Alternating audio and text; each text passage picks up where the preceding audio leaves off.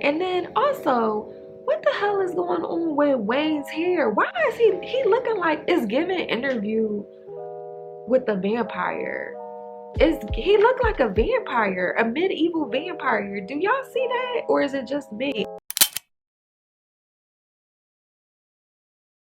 Hey guys, welcome to Watch This, where I discuss TV, movie reviews, and also screenwriting tips.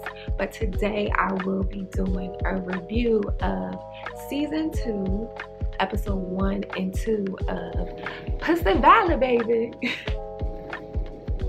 I freaking love Uncle Clifford and when he says that. But anyway, so I'm just going to talk about some key moments that we kind of are learning about as we go through season 1 and then also season 2, and then just things that I'm finding interesting. And as the story is starting to expand, like the direction that the show is going in. So we open up with just kind of setting the tone of where we are in Chucalissa, Mississippi. We can kind of see that they are still currently in the heart of the pandemic. We have a man, he's celebrating his birthday, and you can see he's frustrated. He slams down his laptop because he probably saw something frustrating, and then also he has a lot going on. He got a lot of kids and he needed a break, so he went to go to 7-Eleven.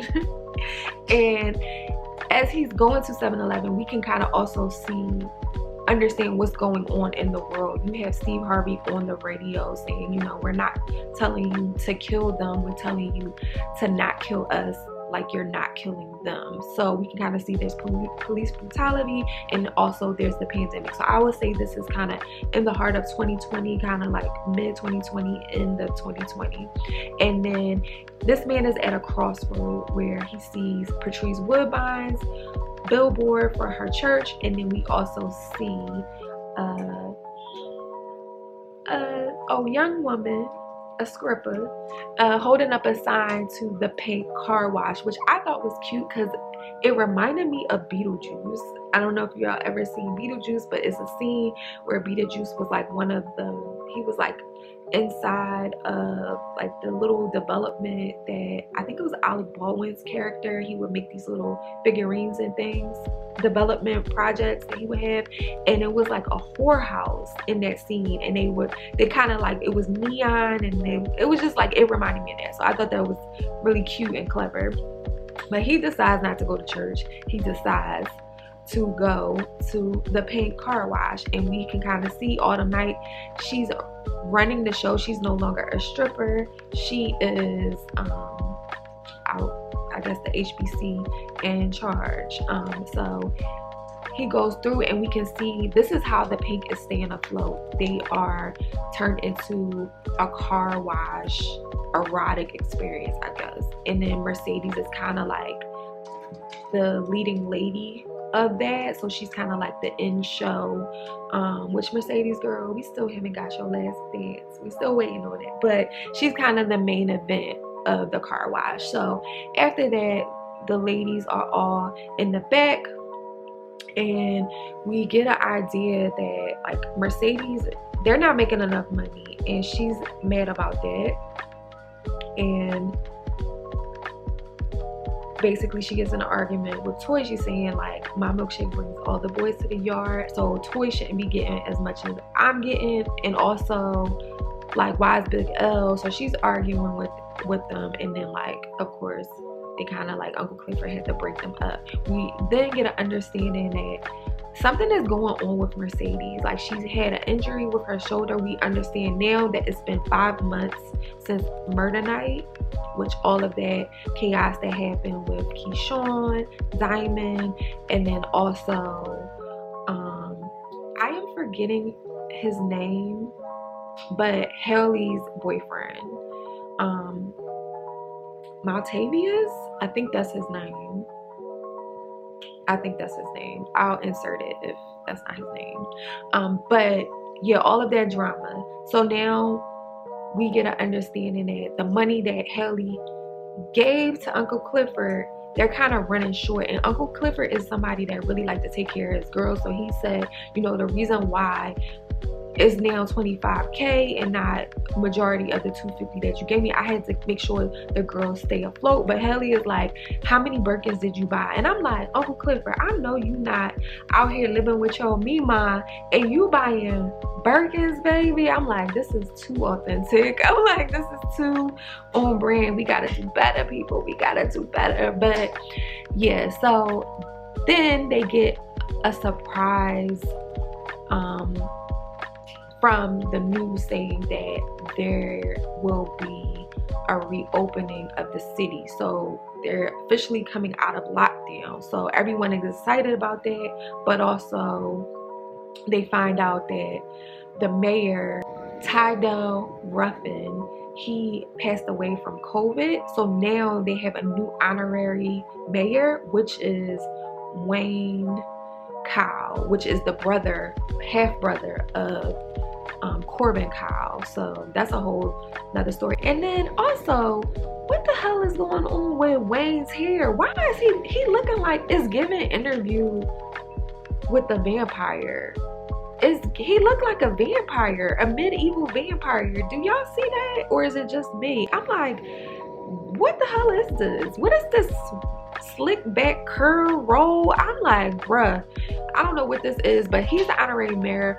So now they're like, Helly and Uncle Clifford is kind of worried about this because this could reopen up the casino deal, but you know, we don't know. So then back in Atlanta, we see that Andre's wife, she's on the front lines and she's like kind of staying away from everyone. She's quarantining. She takes off her clothes immediately as she gets inside of the house. She scrubs herself and you can see like her face is completely like kind of like burnt, I would say, or it has like just like texture from the mask. Like it's kind of like this pigmentation from like the mask of just the pressure of everything, which a lot of frontliners, they would show that because they were constantly, they have to wear the mask all day, every day. You can kind of see it's like chafing. I would guess it was like chaffing from the mask.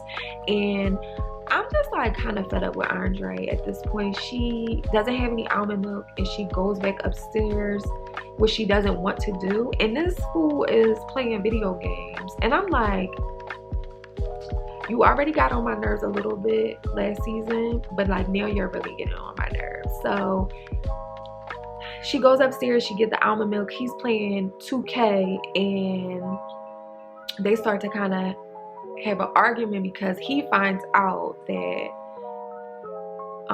Tydell Ruffin, which is his goddaddy, passed away and he wants to go and she doesn't want him to go. And I kind of really feel bad for his wife. I don't know if it's his wife or his fiance. No, it is his wife because he had a wedding ring. His wife, I kind of feel really bad for her. I don't kind to, I do feel bad for her. But also I think he's dealing with a lot because we learned that he was laid off from Promised Land. So some other things that we kind of learn, because I don't want to do a breakdown. Those are some of the things that we learned.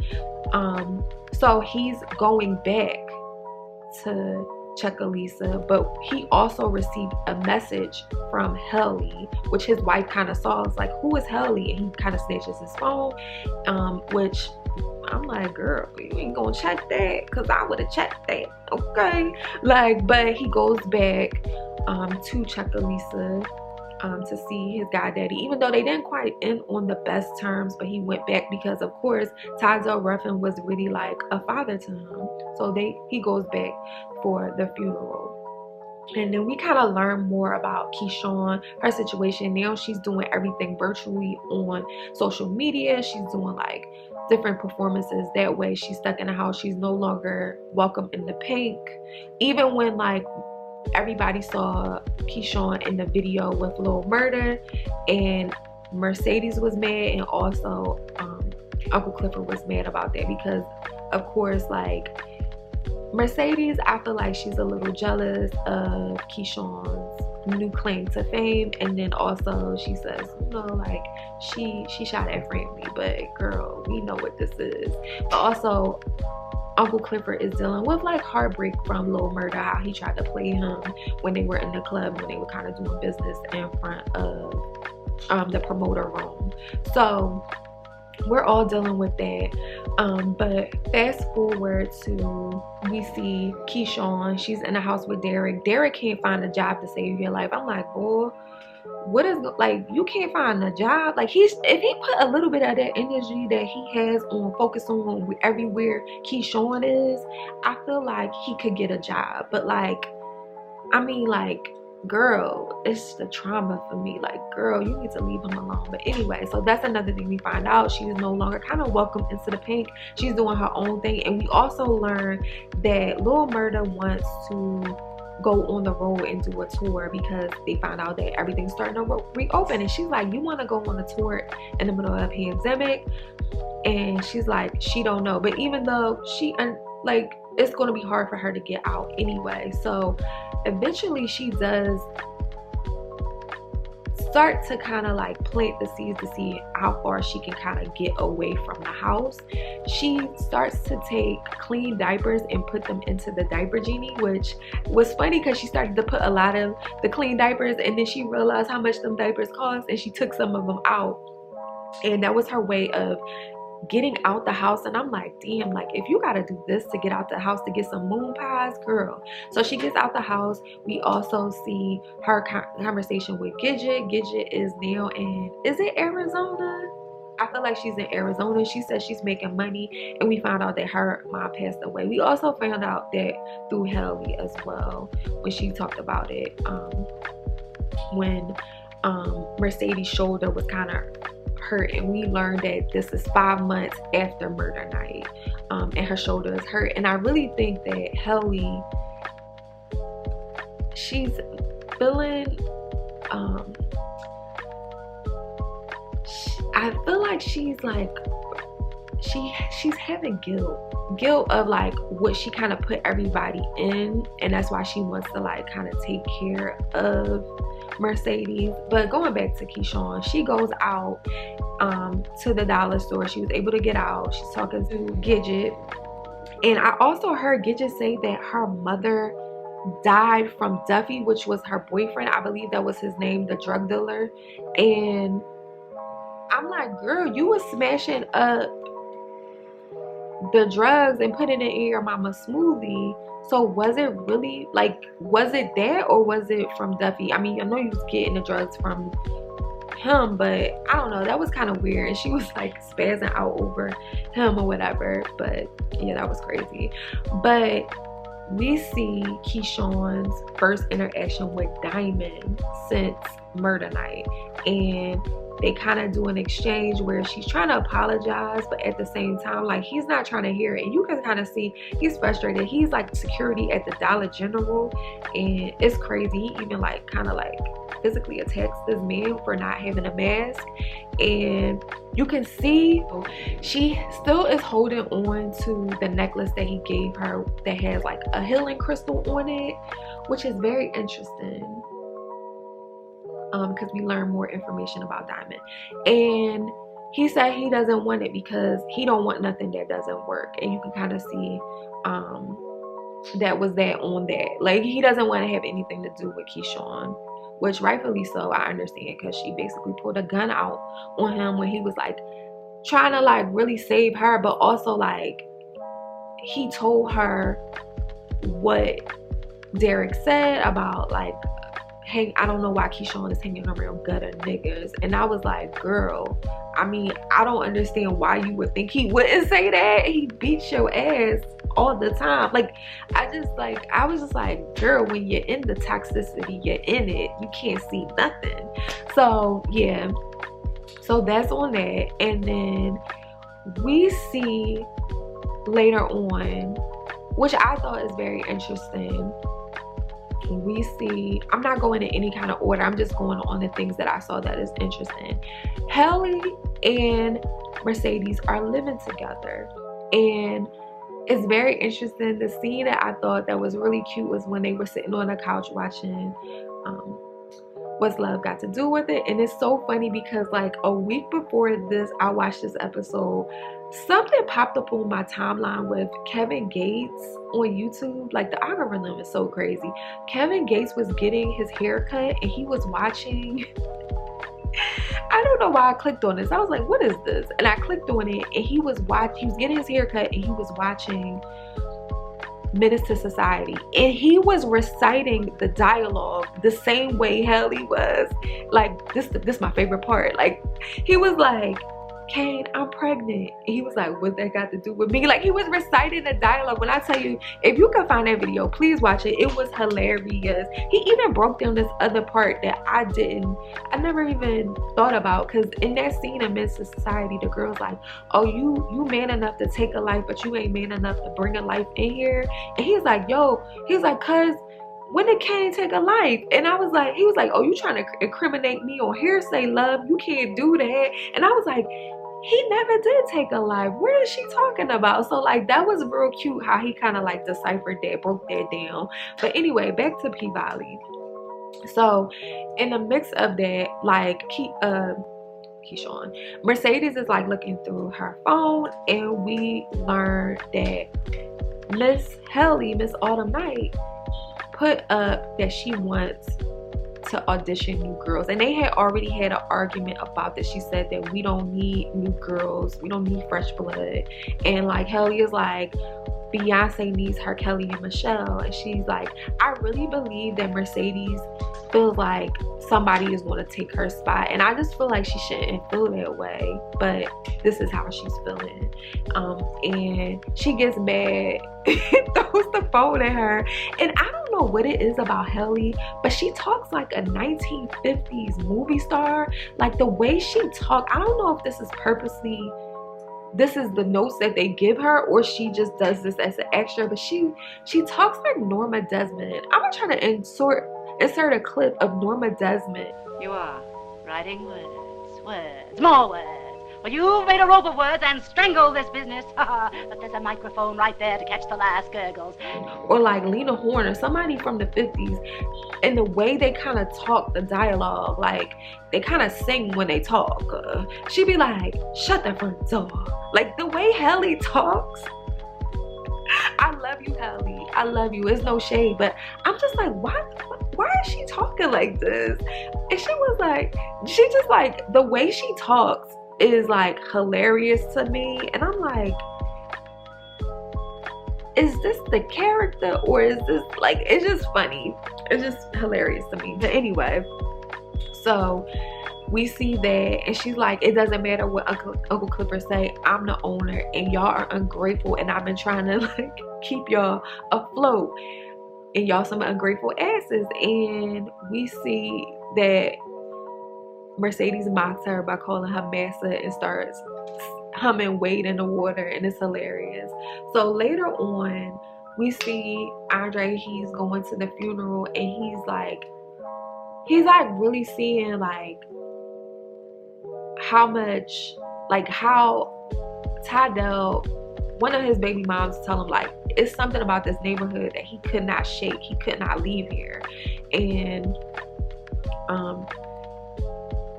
in the midst of him trying to, I guess, like come to the reality that his uncle is dead, but then also he hears like an AK, I don't even know if it was an AK-47, but it was a semi-automatic rifle that was like shooting in the neighborhood, and this one of Tydell's sons is like, that's that sweet music, that's that sweet sound of a AK whatever. And I'm just like, damn, like when you condition. It's just like, but I just like love this show so much because it's really authentic. But yeah, seeing that was just kind of crazy. Also, we see him, he sees a tape that says Abraham's son, and automatically I understand that Abraham was Andre's dad, and you can see like he has this tape of him, so he doesn't watch it because he is interrupted by a ring from the doorbell, and we see that it is Corbin is at the door, and he leaves a grip of money on the doorsteps, and he's like, I need your help, I need Promised Land help. And he's like, I got laid off of Promised Land, I don't work with them. And he's like, I'm trying to buy the pink. And he's like, well, the pink ain't for sale. Uncle Clifford not gonna sell it. And he's like, you know what? I think the new owner will. So he wants him to link up with him so they can go to the pink. Later on, we also see, I kind of skipped a few things, but these were kind of the things that was really interesting to me. We also had the scene where Uncle Clifford came to the funeral just to kind of get Aunt Ernestine's chitlins, and we had that conversation between Wayne Cow and then also Uncle Clifford. And it's very interesting because I wonder if Uncle Clifford is going to try to run for mayor, because remember, like, Wayne is an honorary mayor. He hasn't been voted in yet, so he doesn't have anyone to vote against him yet. So if he has an opponent, it can kind of like slow up this, whatever this casino deal that he intends to kind of keep intact for Tydell Ruffin's name. But even though I really don't believe that he wanted to do that for that, I think he just wants the money. But that was very interesting. But we also see, what I think is very interesting is that Little Murder, he wants to go on tour, and Keyshawn, she agrees to go on tour. And as he's kind of like going through saying his rap in the mirror and going through, you can kind of see like he really feels like this is his big break, and he wants to make it out the hood. And that's basically the song that he's singing with the same message. And what I thought was very interesting, it was like one day when he was like making a beat with DJ Never Scared, he went out because somebody wanted to buy something off of him, and they bought some weed off of him, and two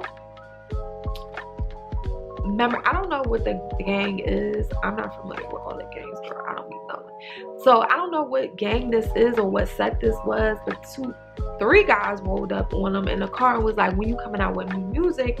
And he's like, soon. And then he looks at a guy in the back, and it felt like he was nervous. And after watching the second episode, I feel like I understand why. But we lead off the end of season 2 where Keyshawn is saying she wants to do the tour, and they're basically going to head on the tour, and this is his big break.